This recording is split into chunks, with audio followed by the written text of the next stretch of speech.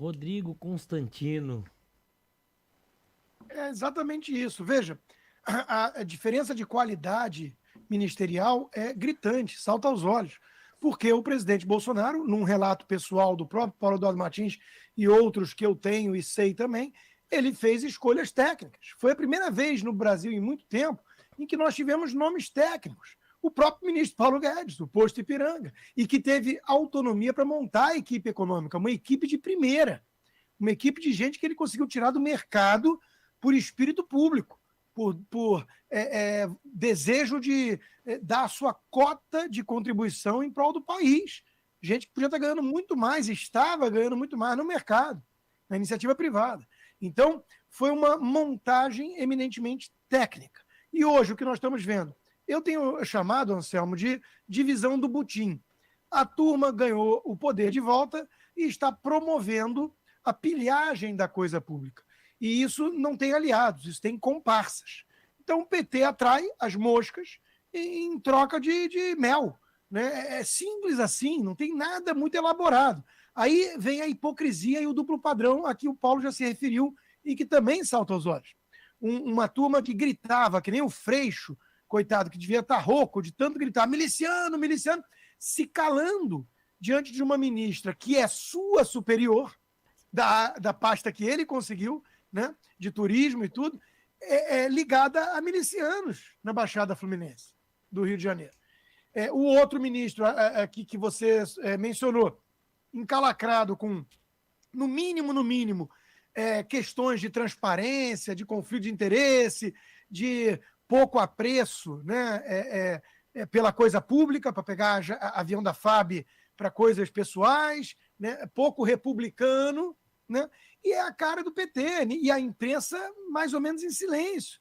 O toma lá da cá voltou com força, o fisiologismo está com tudo, é a turma toda sendo atraída em prol de interesses obscuros, nada ligado ao interesse nacional, e nada republicano. E aí, de repente, a gente vê os truques, a mágica acontecendo.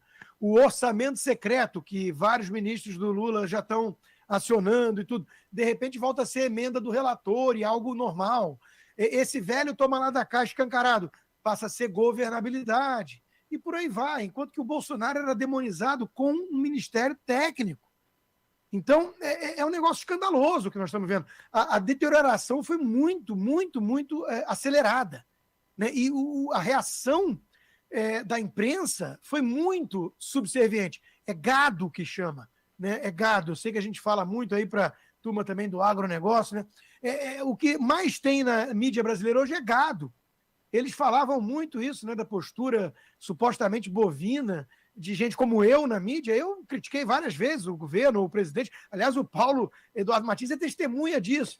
Em várias vezes a gente conversava e tudo, e eu falava, não, mas isso aqui ele tá errando. E eu tornava público a minha visão de alguém que tinha uma boa intenção, que é patriota, queria acertar, mas muitas vezes eu via atitudes equivocadas do presidente, até mesmo na dificuldade de construir pontes. Agora, o que nós estamos vendo hoje é assustador.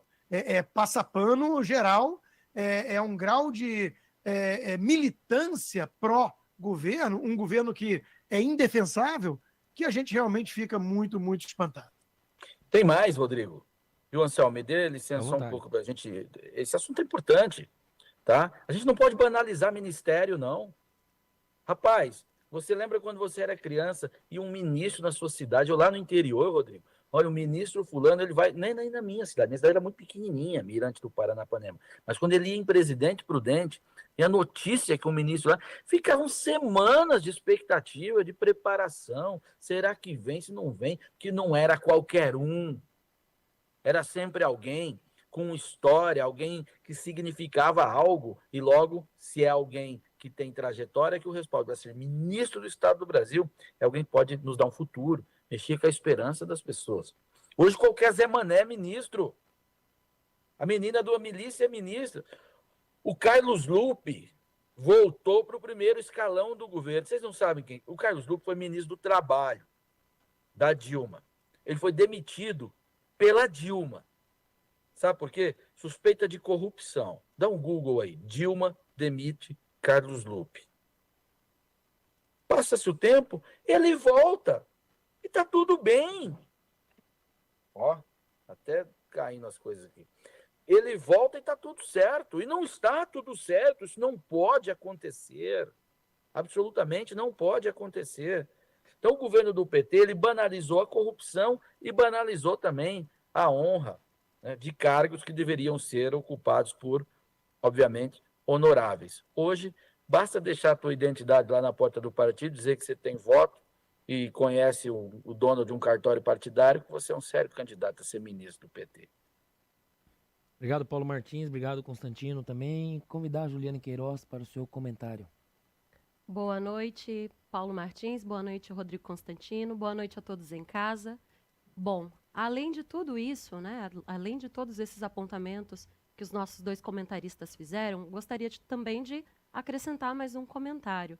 Além, realmente, da questão do interesse técnico, né, numa pasta tão importante quanto o Ministério das Comunicações, que envolvem dados, segurança, né, toda essa questão de comunicação do Brasil, também há aí um ponto muito preocupante, porque o atual governo, como campanha, né, pré-campanha eleitoral, falou a respeito do orçamento secreto, falou que, abre aspas, o próprio presidente disse há 11 meses atrás a seguinte frase: onde há orçamento secreto, há safadeza.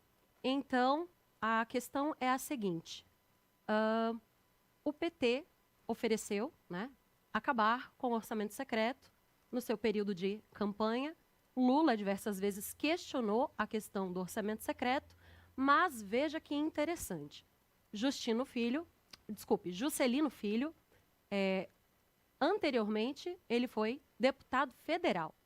E no seu período como deputado federal, vejam que interessante, ele utilizou o orçamento secreto para pavimentar vias que passavam próximas às suas fazendas. Então, olhe que interessante, né? Enquanto, de um lado, nós sabemos muito bem, isso está muito claro, que o orçamento secreto ele é totalmente lícito e adequado para o uso nas suas atribuições para o interesse público, né? O orçamento secreto é justamente para isso, sem restrição, por exemplo, para determinadas situações. Neste caso, isso não beneficia necessariamente o interesse público, né? O próprio ministro, na época, como deputado federal, utilizou o orçamento secreto para pavimentar, asfaltar ruas que levavam às suas fazendas. Eu acho isso muito preocupante e bastante incoerente, sendo que hoje ele compõe uma pasta do governo que anteriormente falou que não aceitava, que achava que o orçamento secreto era uma safadeza. Obrigado, Juliane. Rodrigo Constantino, essa mudança da mídia em não chamar mais o orçamento secreto de orçamento secreto, qual é a razão? Você pode nos explicar, por favor? Não, então, é um esforço homérico, né, hercúleo e comovente até, de defender o indefensável. Então, a questão semântica, a questão da terminologia que mudou, e não só nesse exemplo, mas em outros, né? Isso é a prova, a ilustração perfeita de uma militância disfarçada de jornalismo. É o duplo padrão. Veja, ou você tem um critério objetivo e imparcial, ou não. Não é preciso você ser desprovido de uma preferência ou uma visão de mundo. Ao contrário, eu nunca escondi que eu sou alguém que defende a visão liberal, conservadora em muitas coisas. Eu nunca escondi, e eu tinha embates com colegas na imprensa, né, na Jovem Pan e outros veículos, e que o esforço deles era todo em dizer assim: eu não sou socialista, esquerdista, taxista, eu sou jornalista. Então o cara queria se vender ali como alguém acima desses preconceitos ou desse filtro ideológico. E aí eu observava o seguinte: bom, eu que estou sendo sincero em dizer de onde eu venho e tentando fazer uma análise o mais isenta possível, né, e criticar o que eu acho que merece crítica também à direita, eu estou me deparando aqui com um bando de gente que lança mão desse tipo de estratégia, que faz uso de truque barato. Quer dizer, de repente mudou a palavra, mudou a terminologia toda, para proteger o seu candidato preferido, o seu presidente, e demonizar o presidente que eles querem fora. Isso foi assim durante os 4 anos de Bolsonaro. O vírus chinês, que agora as pessoas estão voltando a poder discutir algumas teses, né? Antes era chamado de teoria da conspiração, você era cancelado, censurado. O vírus chinês matava na Argentina e quando atravessava a fronteira para o Brasil e matava, era culpa do presidente Bolsonaro. Mas ali na Argentina não era culpa do presidente lulista. Né? Agora continua morrendo gente com Covid, ou de Covid, e não tem mais contagem mórbida. Então, quando você começa a trabalhar de dentro da imprensa, você vê o uso desses truques baratos. E a única coisa que causa uma certa espécie, um certo espanto é o seguinte: isso ainda engana alguém? Eu vou dar um exemplo de um truque muito baratinho também. Você chama os especialistas a dedo.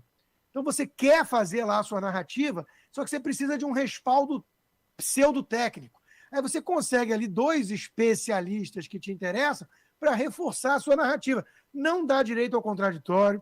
No máximo, você pega um neutro para fingir que houve ali um debate e 2 do teu lado e não tem nenhuma voz dissoante. Então, esses são truques muito manjados. O Paulo Eduardo Martins é jornalista também, ele conhece isso. E é o truque global, é o truque, a Folha, você abre a Folha de São Paulo, é o dia inteiro isso. O dia inteiro isso, as palavras mudaram. Lembra no governo Bolsonaro que até a melhora da economia não podia ser chamada dessa forma? Era despiora?